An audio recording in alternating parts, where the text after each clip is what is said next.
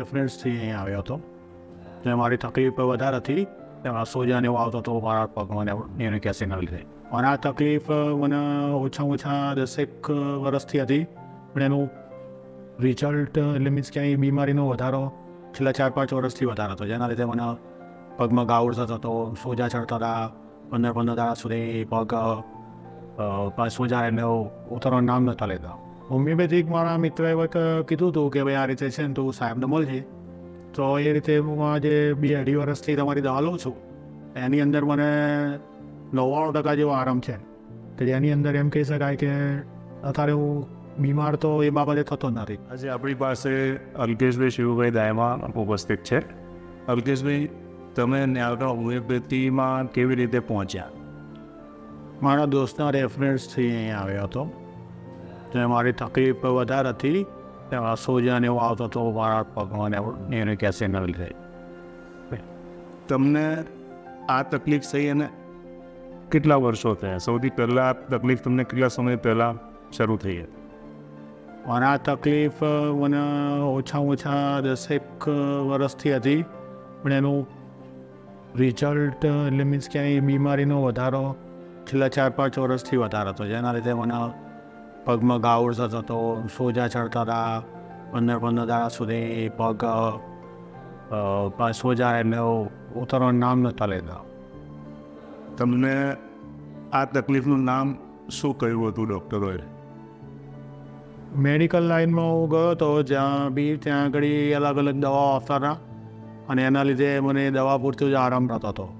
પછી પાછું મારા શરીરમાં પરિવર્તન આવે એટલે ગાઉડ થતા અને ગેસ એસિડિટી અને એવું પ્રમાણ થતું હતું. અને એના લીધે મને આ પગનો દુખાવો અતિશય રહેતો હતો. 15 દાડા સુધી પગ ઊંચો રાખીને સૂઈ રહેતો હતો. એ ગાઉડ ઓછું થાય તો સોજો ઉતરે, પછી મારાથી ચલાતો હતો. ત્યારે કામ ધંધા ઉપર અને ઘરના જીવન ઉપર કેવી અસર થતી હતી? કામ ધંધા ઉપર તો મારે પાર્લરને એવું બિઝનેસ છે, એટલે મારે 15 દાડા જેવું ઘેર રહો તો મારું આખું જીવન ડામાડોળ થઈ જતું હતું. મારે આવક બધી જે હતું ધંધા ઉપર જ હતું. ને હું 15 દાડા બ્રેક રાખું એટલે મારું અડધો મહિનો એમ કે આવકમાં ઘટ પડતી હતી. આમ દવાનો ખર્ચો થાય તો અલગ. ઘરના વાતાવરણમાં જ્યારે દુખાવામાં તમે હોય તો ઘરના વાતાવરણમાં કેવું ફિલિંગ રહેતું હતું?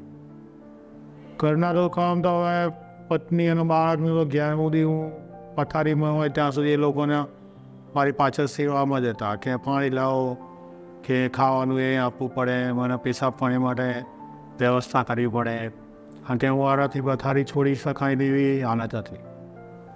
હોમિયોપેથીમાં કેટલા સમયથી તમે આ ટ્રીટમેન્ટ લઈ રહ્યા છો? હોમિયોપેથિક મારા મિત્રએ કીધું હતું કે ભાઈ આ રીતે છે ને તું સાહેબને મળજે. તો એ રીતે હું આજે 2-2.5 વર્ષથી તમારી દવા લઉં છું. એની અંદર મને 99% જેવો આરામ છે, કે જેની અંદર એમ કહી શકાય કે અત્યારે હું બીમાર તો એ બાબતે થતો જ નથી.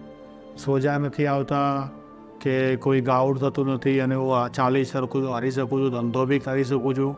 અને ધંધામાં કન્ટિન્યુ પાર્લર ઉપર હું ખડે પગે ઊભે થઈ જતો છું.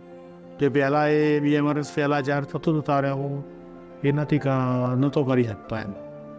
અત્યારે કોઈ પણ જાતની એલોપેથિક ટ્રીટમેન્ટની જરૂર પડતી નથી? ના, અત્યારે કોઈ એલોપેથિક દવા નથી ચાલતી મારે. બરાબર. એનાથી તમારા જીવનમાં માનસિકતામાં કેટલો સુધારો આવ્યો? માનસિકતા તો 100% અપ છે. જે 2-2.5 વર્ષ પહેલાં દવા ચાલુ કરી હતી, જે એલોપેથિક દવાઓ ચાલતી હતી એની કરતાં આ દવામાં અત્યારે મને બહુ એ છે એમ.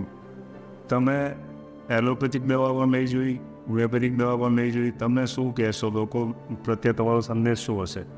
મારો સંદેશ એ જ છે કે જો થોડી તકલીફ પડે પણ 2-3 વર્ષ તમે આનો અનુભવ કરો, હોમિયોપેથિક દવા લો અને એની જોડે તમે થોડી કાળજી રાખો, તકેદારી રાખો, તો તમને જડમૂળથી મટી જાય છે. અને એના લીધે તમને બધી રીતે આરામ મળશે, પૈસામાં બી રાહત રહેશે, અને આગલા જીવન જીવવામાં બી એક અનુભવ થશે કે ના ભાઈ આ દવાઓ કરી એ બહુ સારું કરે એમ. બહુ સરસ. રૂપમાં હોમિયોપેથિક તમે એવું કહી શકો કે એવી કુદરતની શક્તિથી, કુદરતી જે શરીર ભગવાને આપ્યું છે એના ઉપર આપણને સારા અનુભવ પ્રાપ્ત થઈ રહ્યા છે, અને સારી રીતે ટ્રીટમેન્ટ મળી રહી છે, અને સારી રીતે આપણે એનાથી નાશ કરી રહ્યા છે રોગોનો. બરાબર. હા બરાબર. Thank you very much. Alkeshbhai.